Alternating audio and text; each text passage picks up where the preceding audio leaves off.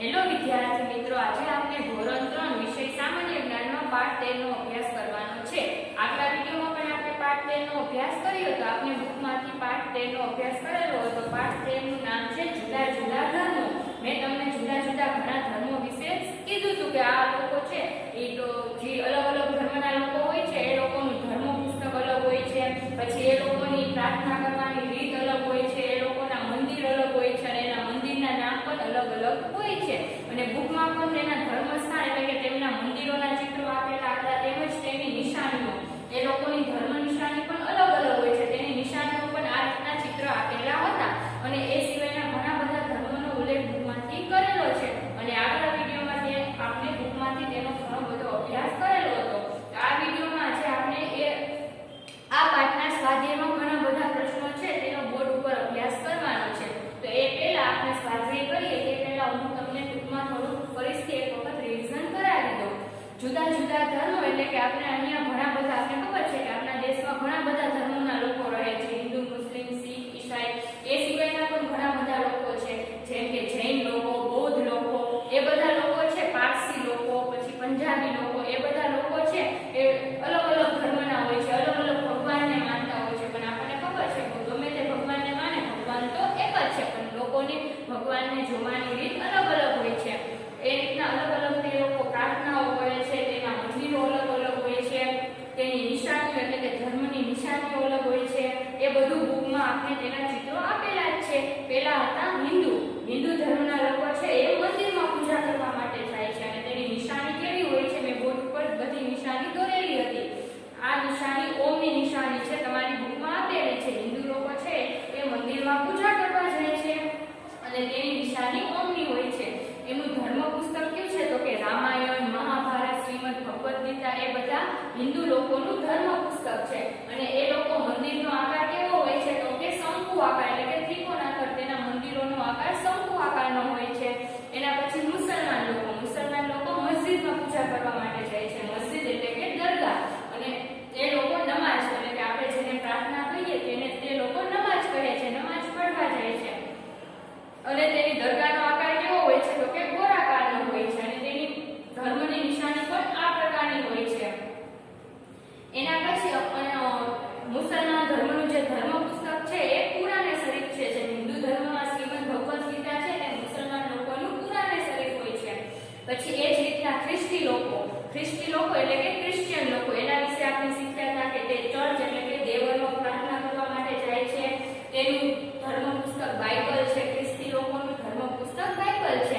એના પછી જૈન લોકો વિશે શીખ્યા હતા કે જૈન લોકો છે એ દેરાસરમાં પૂજા કરવા માટે જાય છે. દેરાસરની ચિત્ર પણ આપણે જોયું હતું બુકમાં.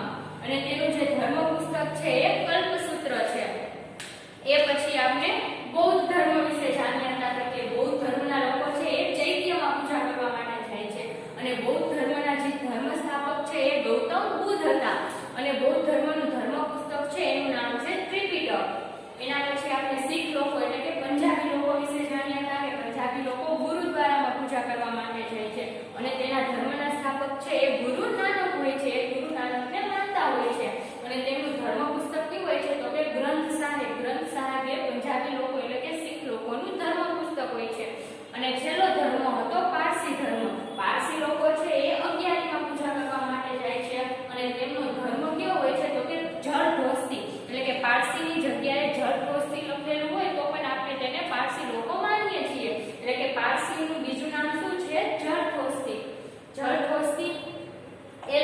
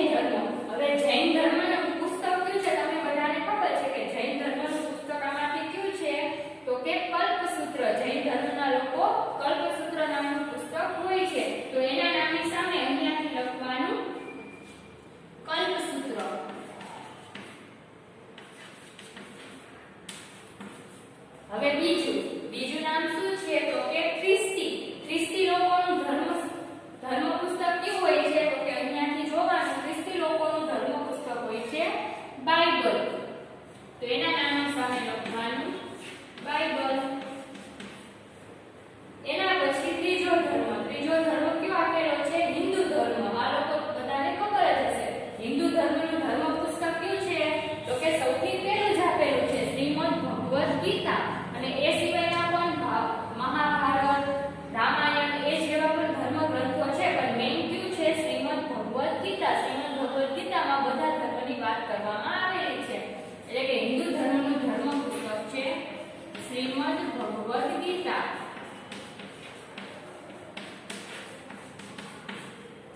ચલો એના પછીનું ચોથું છે શીખ. હવે શીખ ધર્મનું ધર્મ પુસ્તક કયું છે કેવા વિધા તો કે કુરાન શરીફ, અવેસ્તા અને ગ્રંથ સાહેબ. તો હમણાં જ આપણે જોયું શીખ એટલે કે પંજાબી લોકોનું ધર્મ પુસ્તક છે ગ્રંથ સાહેબ. તો એના નામની સામે લખવાનું ગ્રંથ સાહેબ. ચલો એના પછી છે જરદોસ્તી. જરદોસ્તી એટલે કે પારસી લોકો. મેં તમને કીધું કે પારસી લોકોનું બીજું નામ છે જરદોસ્તી. તેને જરદોસ્તીના નામે પણ ઓળખાય છે. એટલે કે પારસી હોય કે જરદોસ્તી હોય બે એક જ થાય. એટલે તેનું ધર્મ પુસ્તક કેવું થાય તો કે અવેસ્તા. અવેસ્તા એ પારસી એટલે કે જરદોસ્તીનું ધર્મ પુસ્તક છે અવેસ્તા. એના પછી છેલ્લું છે ઇસ્લામ. ઇસ્લામનું છેલ્લું કેવું હોય તો કે કુરાન શરીફ. ઇસ્લામ એટલે કે મુસલમાન લોકો. મુસલમાન લોકોનું ધર્મ પુસ્તક છે કુરાન શરીફ. તો એના નામની સામે લખવાનું કુરાન શરીફ. ચલો આ હતો આપણો પ્રશ્ન 1. હવે આપણે પ્રશ્ન 2 જોઈએ. ચલો ત્યારબાદનો પ્રશ્ન 2 છે કૌંસમાંથી ગોતી ખાલી જગ્યા પૂરો. એટલે કે કૌંસમાં આડાઅવળા જવાબ 2 આપેલા છે, એમાંથી સાચો જવાબ છે એ આપણે ખાલી જગ્યામાં પૂરવાનો છે. ચલો પહેલી ખાલી જગ્યા. ખાલી જગ્યા મંદિરમાં પૂજા કરવા જાય છે. મંદિરમાં પૂજા કરવા કોણ જાય છે? બે ઓપ્શન આપેલા છે હિન્દુઓ અથવા તો જૈનો. કયા ધર્મના લોકો મંદિરમાં પૂજા કરવા જાય તો ખબર છે કે હિન્દુ લોકો. હિન્દુઓ છે એ મંદિરમાં પૂજા કરવા જાય છે. તો ખાલી જગ્યામાં લખવાનું હિન્દુઓ.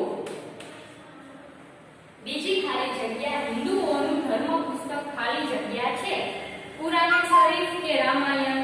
આપણે બધાને ખબર છે હિન્દુના ધર્મ પુસ્તક 3 છે રામાયણ, મહાભારત અને શ્રીમદ ભગવદ ગીતા. એટલે કે અહીંયા રામાયણની જગ્યાએ શ્રીમદ ભગવદ ગીતા આપેલી હોય કે મહાભારત આપેલી હોય જવાબ એ જ આવે. તો અહીંયા રામાયણ આપેલી છે તો આપણે જવાબમાં લખીશું રામાયણ.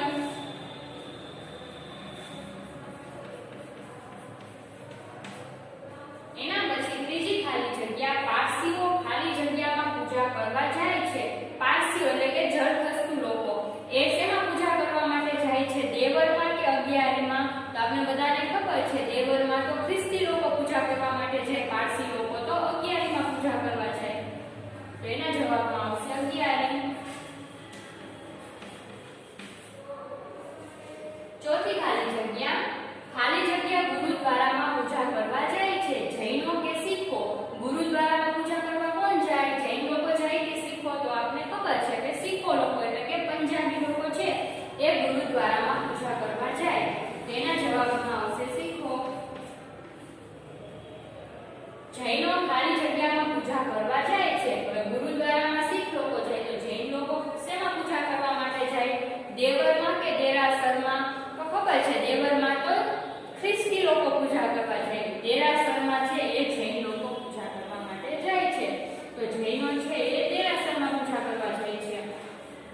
ચલો ફરીથી જોઈ લઈએ. હિન્દુઓ મંદિરમાં પૂજા કરવા જાય છે. હિન્દુઓનું ધર્મ પુસ્તક છે રામાયણ. પારસીઓ અગિયારીમાં પૂજા કરવા જાય છે. શીખો ગુરુદ્વારામાં પૂજા કરવા જાય છે. જૈનો દેરાસરમાં પૂજા કરવા જાય છે. ચલો આ હતી 5 ખાલી જગ્યા.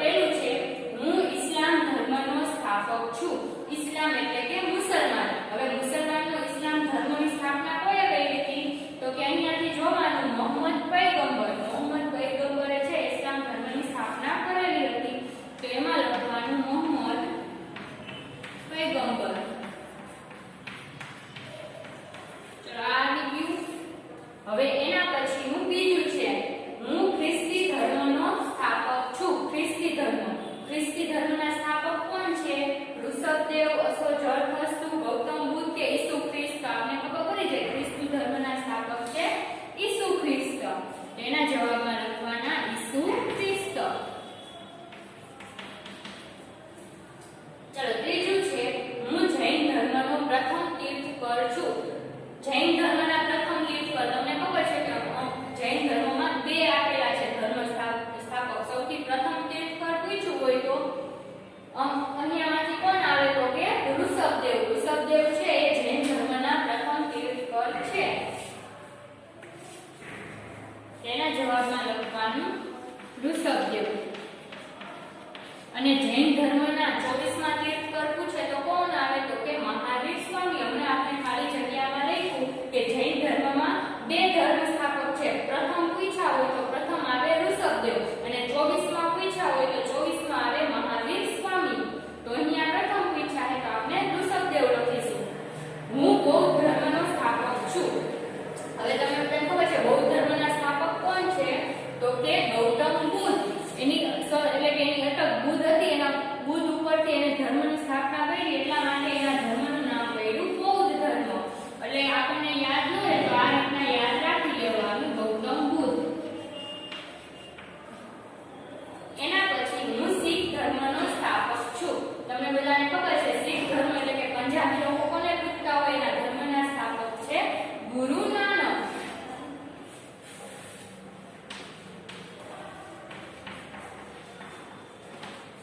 અને છેલ્લા છે હું જરદોસ્તી ધર્મનો સ્થાપક છું. જરદોસ્તી એટલે કે પારસી લોકો. એના ધર્મ સ્થાપક છે અસોઝરતુસ્ત.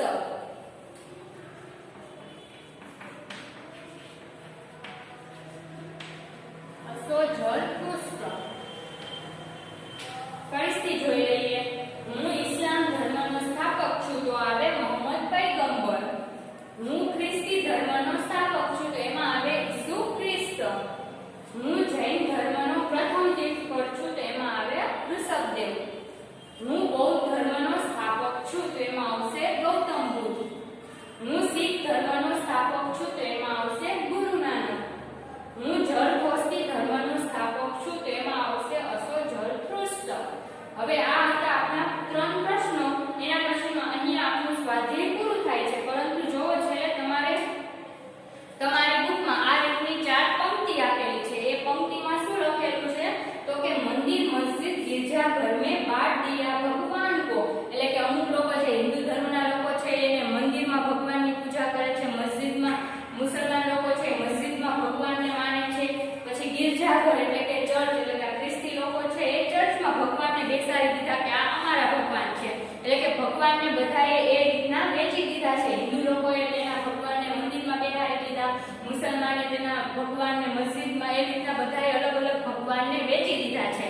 ધરતી બાટી સાગર બાટા મત બાતો ઇન્સાન કો. એટલે કે ધરતી બાટી એટલે કે ધરતી એટલે કે જમીનને પણ વેચી દીધી છે કે ભારત તારો દેશ છે, પાકિસ્તાન તમારો દેશ છે, એ રીતના બધા દેશને વેચી દીધા છે. સાગર બાટા એટલે કે પાણીને સાગર